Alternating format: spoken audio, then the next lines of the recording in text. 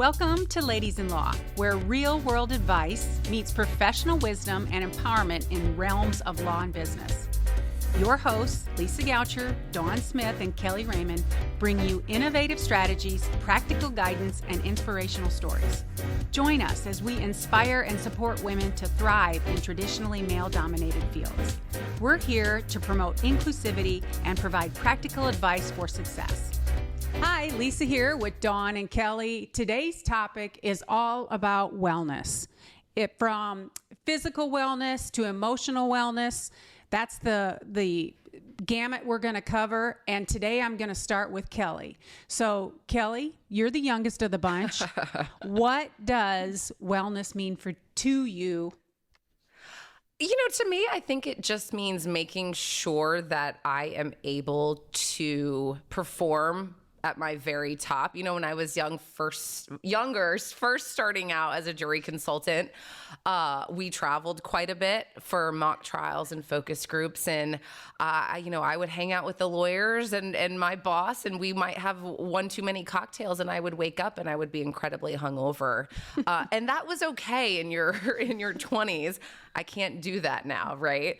And so for me, wellness is making sure that I am taking care of myself so that I am feeling the best possible version of myself so that I can give the best possible version of myself to my clients.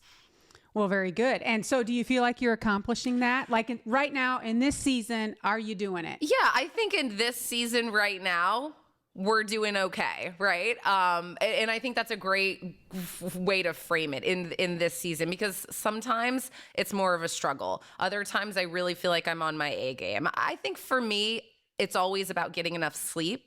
It's always about making sure I get some sort of workout in. And those are kind of the big things for me. So I think we're doing okay in this season of life right now. Okay. And Dawn, you've been in one trial after another. Gosh, like 4 in a row, right? Exactly. So tell us, because that is an incredibly challenging thing to manage. How's it going? So my cup is empty right now, I have to say. Yeah. Trial will do that to you. It's been rough. But being on the road, right, and trying to keep some type of semblance, I swear it's like Groundhog Day. It really is. I mean, I feel like I lost the whole spring, right? Like all of a sudden I get back from California and it's 100 degrees outside, and just trying to adapt to that. Yes. And I'm like, wait, I lost a whole month. And I think I struggle. I do. I struggle with being healthy, and I told Lisa before, I'm going to try not to cry. But it's a struggle for me. Well, it's okay to cry. Yeah. But especially in trial, it's damn near impossible to keep any sort of semblance of a regular healthy schedule, right? You're staying up really late. You're eating when you can. You're not eating home cooked meals. You try cases all over the country. You're living out of a hotel. That's really difficult to do, and to keep trying to be as healthy as you can. It's just hard. Yeah, it's hard. I will say one trial that we did last year in Conroe, we rented a house. We did an Airbnb, and the whole trial team stayed at that Airbnb. And I actually cooked. I love to cook. And I actually cooked at night when we got home, and then we worked, and there was like some downtime to where we could just kind of relax. And I really think that was impactful to my mental health, and really to the team's mental health. Not having to live out of a hotel. I think that was really helpful. So I think that's one of the strategies that I'm going to employ the next trial that we're in. So, and I just think that, everybody has struggles, right? We're struggling. Oh, I agree. And, I am all about strategies, and I have to do things that don't require much thought.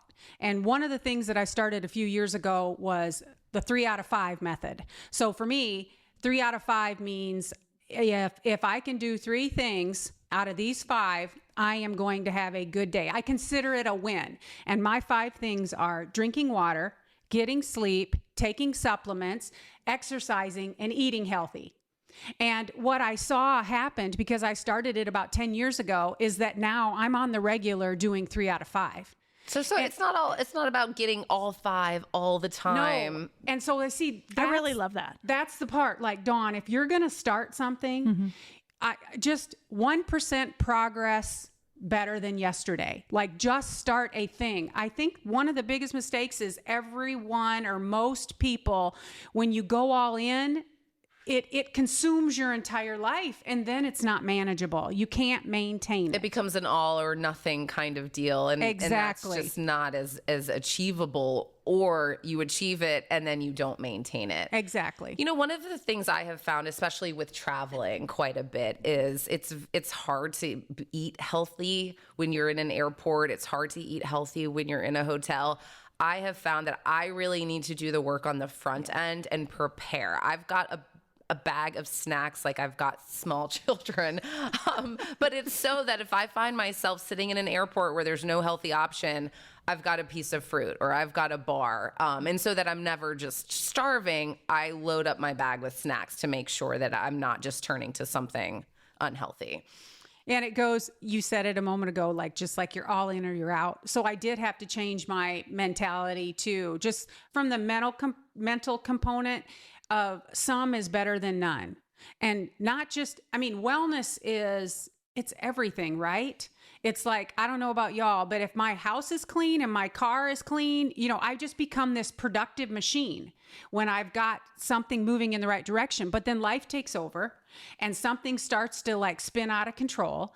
And so instead of hanging my clothes up all the correct way, it's like inside out, backwards, just hang it. Just do it. As opposed to me, I just leave all the clothes on the floor. Or my sweet husband, he kind of walks behind me and cleans up after me. Your Chris is going to have to talk to my Chris, because my Chris is not hanging up my clothes behind me if I keep them. He goes on strike sometimes. Yeah. He just stays out of the closet. Chris will usually give me like a month. And he's like, all the clothes on the chase, that's just where they're going to live. And sometimes, when things get busy and you've got to accomplish X, Y, and Z, sometimes it's hanging up the clothes that fall by the wayside. I just have to say, though, I mean, this profession that we're in, right? The legal profession, super stressful, really high intensity level, 100% of the time is what is expected. And I think that really there's been a shift for lawyers recently, I would say within the last 5 years, to focusing more on wellness. I've noticed that there are groups that are popping up, trial lawyer groups, bar organizations. You can look and find wellness-driven, wellness-centered organizations for lawyers. And I mean, the drinking rates are higher for us. The suicide rates are higher for us. It's just, it's kind of scary. And just to talk about tools that we can use on a daily basis to get through, that's one thing, but really diving into what mental health looks like and what it means for our profession. I mean, I think we have to start talking about it more. I really do. I think it needs to be a conversation that we engage in when people come to us for help, Well, exactly. And, if somebody says they're burned out, like that didn't happen yesterday or last month. That's been a slow progression that oftentimes you don't even realize you're burned out until you're there. And then the unwinding of it that's going to potentially take as long or longer than what it took to get there. So the mindfulness, the awareness, I'm just really glad to hear that there are groups now focusing on or bringing attention to it. Mm-hmm. Speaking of, mental health, like, what do you do for your mental health? I go to therapy once a week. Very good. I think you don't have to go. I just started going to therapy in January of this year. So I've spent my whole life never going. And I just always thought, gosh, wouldn't that be nice just to go talk to somebody who doesn't have an agenda, who doesn't have a bias for me or against me, that's going to just give me great unfiltered advice, or that I can just vent to. Your husband, your significant other, your friends can only take so much, right? Exactly. And so having a professional, take that 1 hour a week or 1 hour a month, whatever you can squeeze in. I think that has been one of the most important things in terms of checking on my own mental health. And sometimes I'll think, gosh, I don't really have anything to talk about as I'm driving to therapy. And then sure enough, that hour just goes by so quickly, because sometimes it's just being able to decompress and talk to somebody that doesn't have an agenda. Okay, so question. I haven't done the therapy route, but I love everything that you said and being a newbie. So are there takeaways each time, or like, are you resolving things? Yeah, I'm sorry, I sound like such an idiot. No, I think that's a great. I'm really curious now. I'm not maybe the best person to ask, since I also am a relative newbie to therapy, but I think that there is, like I said, there's no agenda. And so sometimes it's, okay, let's think about this, or let's talk about how you could have handled this differently. Yes. Other times it is just, let's just talk. And yeah, that was okay. And there's no, it's not like a homework assignment where your paper's being graded. That's the great thing about it. Yes. But I also think there are lots of different types of therapy, right? True. You could find a therapist that just listens to you, and doesn't kind of poke or prod and want you to change. You can find a therapist that is going to push you. And so you have to think about, I think. So what'd you pick? Now you're making me even more curious. I think I have a great combination of the two, right? Sometimes it's more about just venting, and other times it's like, did I handle this the right way? Am I doing what I should be doing? So I like a kind of a healthy combination of both. Okay. I didn't want the Socratic method of therapy where it's just like, well, what do you think about that? Yeah. Like, well, How do you feel? Yes. How does right. that make you feel? That wasn't going to be great for me. I needed somebody to sort of prod when necessary, and listen when necessary. Okay, Dawn, what is your mental wellness program? So I started meditating during COVID too. Yes, yeah. same. And I really think that helps. And so there is the 7 habits of a successful person. I'm trying to think of the name of the book. I don't know why I can't think of it. You know what I'm talking about? Yeah. 7 highly. Oh, sorry. I know. We'll just wear everybody out. It'll be in the show with the title. It'll be in the show notes. But it's about exercising, journaling, reading, meditating. Those are the ones that I can remember. Those are the ones that I try to do. And meditation is hard. I also started in COVID meditating. There's a lot, for anybody that's never tried it before, there's a lot of neuroscience research behind it, that it is really good for your brain. It's not sort of just Zen Buddhism, what you kind of might naturally think if you've never tried it. But it is hard to try to get your brain to turn off. So for just a second. Loving kindness is the only one. Like I can't do any other types of meditation for some reason. It just doesn't, just trying to be quiet and quieting your mind. And actually, Lisa, I was thinking about you because you said your mind is going 1,000,000 miles an hour and, it's hard to turn off and you haven't been able to meditate. But that loving kindness meditation is helpful. What because is that? I've never heard of that. So it's called metta. So basically you are giving love to yourself, then giving love to your closest people, the ones that you love the most. Then you are giving love to people that you know a little bit. Then you are giving love to people that you have a very hard time with. So it's, and you do it through, affirmations over and over again, and you say it over and over again. And it's so, just therapeutic. Like it really is, it gives you an ability to just kind of release all of that just emotion, and allow it to happen. And like you were talking about, Lisa, your gratitude when you're kind of stuck and you're not feeling great about something, you just start talking about all the things you're grateful for. Yeah, you can't be hateful and grateful at the same time. Yeah. So be grateful and you'll wash away the hateful. Exactly. And I think that's kind of what metta is. That's the principle behind it, I think, because you're sending out positive energy. And I mean, Nice. It sounds kind of, catchy or whatever, but it's so helpful. It's really made a difference for me. Speaking of like the brain chatter, so I was in a business meeting. It was an online business meeting in December. All about business. You should be learning things related to making your business better. And smack dab in the middle of it, they had Gary Brecka, the ultimate human. And, when it started, I was like, what does this have to do with business? You know what I'm saying? Like, I signed up for this program. This is what I'm doing. What is going on? And then the more he talked, speaking of wellness, it's just related to the things, kind of what you're talking about, the affirmations, grounding, cold water immersion. But also there's another layer to it. And I got to tell you, it was 50 minutes of amazing information. I love it. Like, I feel like there's a place for preventative and a place for MDs. So that's my wellness path. I'm always trying to be preventative, but I'm also totally willing to go to the doctor and get my checkups and do all the things. But from the preventative standpoint, I want to know more about me. I want to feel better. I feel like if you feel better, you'll look better, and it just all goes hand in hand. So one of the components to Gary Brecka, the Ultimate Human, is that you can do genetic testing. He only tests for 5 things, but one of the concepts, just briefly, is, for instance, you may be lacking a vitamin, and that's creating a deficiency. And if your body doesn't have what it takes to convert that, then you'll potentially have an issue related to ADD, ADHD, anxiety, panic attacks, lack of sleep. And it makes sense, because one of the examples he gives time and time again is that you don't put crude oil in your engine to make the car go. It has to be converted to gasoline. So I did do the genetic testing, and there were 2 things. One came down, the MTHFR. You can imagine what they call that deficiency. It's MTHFR.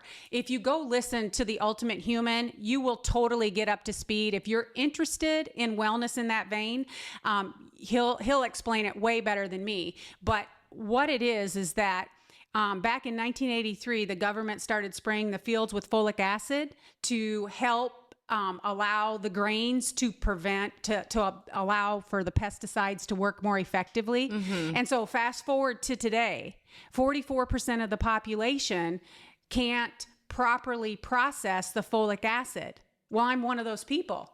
So now I take a vitamin that has that fulfills that deficiency. And one of the things I noticed first was the brain chatter calmed. Huh. Fascinating. So, yeah. I think that is so important. I had a very similar experience a couple years ago. I was diagnosed with a relatively benign thyroid disease, and it's very common in women. But I thought doing all the things that I needed to do. I was working out all the time. I was eating healthy. I was getting enough sleep, and I still felt tired all the time. And I think so many women specifically kind of just think, well, this is normal, right? Or, this is just how I'm supposed to feel. And it wasn't until I had pretty extensive blood work done. Turns out I do have this thyroid deficiency, and taking supplements, changing up my diet a bit really is a game changer. Yes. But sometimes you just don't know what you don't know, right? And so it's hard to hit all the boxes too, by the way, right? I mean, if you're eating healthy, are you working out enough? If you're working out enough, are you eating right? Is your mental health? It's hard to check all the boxes. I love that 3 out of 5 method. I was just going to say that. I think that is really, really helpful, especially if you've sort of recognized, right? Like, listen, my wellness is not what it could be or what it should be, and you're just starting out. I think it's so important to make sure that you're setting attainable goals. So are we allowed to talk about wellness in this industry? Right? Well, here we are, the law? right? I think it's a necessity. I mean, I think that's Lisa, in the 90s, right? In 2000. I mean, we weren't talking about wellness. No. There was no discussion about wellness whatsoever. Forget about working out and eating right. There was no discussion about mental health. There was just none of that. Yeah. So, I mean, just opening up the conversation just in our work, in our businesses with, our colleagues, just so that it is more of a thing that we can actually talk about and we can feel good about really discussing things that are important, things, how we're feeling, what we're going through, because communication is really key when we're talking about mental health, physical health. I mean, communicating ideas and strategies for really improving that. I think that's a game changer. I also think it's crucial to find what works for you. I do Pilates a couple of days a week. I horseback ride. I don't eat gluten. You know, those things work for me. They might not work for somebody else. I think it's really important as you are focusing on wellness that you're not comparing yourself. And we live in a culture where it's a comparison culture, right? Exactly. We compare everything. We compare ourselves to everybody. I think it's really important to find what works for you so that you can maintain it. Yeah. I mean, just doing something, just being open to the change. Like, I mean, going to therapy, right?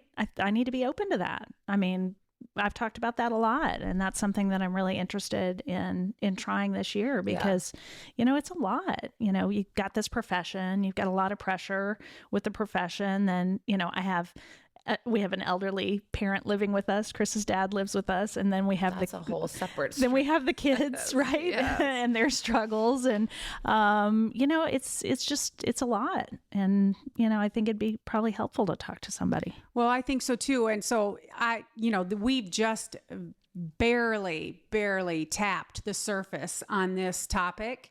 So if anyone has a specific component, whether you're doing therapy or working out or you've got some strategy, would love to hear it. Because I think in future episodes, we should get maybe an expert on someone related to mental health, someone related to like physical things that you can do within the parameters of the day that you have, right? Because time is so limited. That often seems the issue. Do you know what somebody told me one time? This was a person who just was goals, right? Working out all the time and just nonstop and checking every box. And I just thought, gosh, I just don't have the time to do that. I don't know how you do it. And she said to me, I have the same 24 hours in a day as everybody else. And so sometimes I think that is a reminder. Well, she was sassy. But I think it's a great reminder sometimes, you know, if I'm getting busy, I will let the working out slack. If I'm busy, I will let the healthy eating slack. But I think it's an important reminder also, you've got the same 24 hours in the day as everybody else. Are you using it to the way that most benefits you is the question. Right. And how do you want to feel? Right. I mean, you're doing this to feel good so that you can excel at what you're doing, so that you can support people around you and thrive together with people around you. And if you're not coming to the table with all of that, you're cheating yourself. Yeah, you're not the best version of yourself. Yeah. Well, and that's like the perfect note to end on, because the thing about it, if you don't take care of you, you can't take care of everyone else. That's right. So whether it's mental or physical, emotional, whatever you got going on, that's where you really have to look and decide how you want to proceed. Absolutely. All right. And so I guess one of the biggest takeaways, because you guys were on board with it, is the 3 to 5 method. So you need to do 3 of 5 of these every day, and your life is going to improve. And they are: drink your water, get your sleep, take your supplements, eat healthy, or exercise. 3 out of 5 on the daily. If you do more, you are even a bigger winner. Thank you. Thanks. We'll see you next time. Thanks for listening to today's episode of Ladies in Law. We hope you're walking away inspired and ready to shake things up in lawn business. Don't forget to hit subscribe and let us know what you think. Spread the word and share this podcast with your network. Follow us on socials for all the behind-the-scenes fun and sneak peeks of upcoming episodes. Until next time, keep rocking it, keep breaking the mold, and as always, keep aspiring to inspire.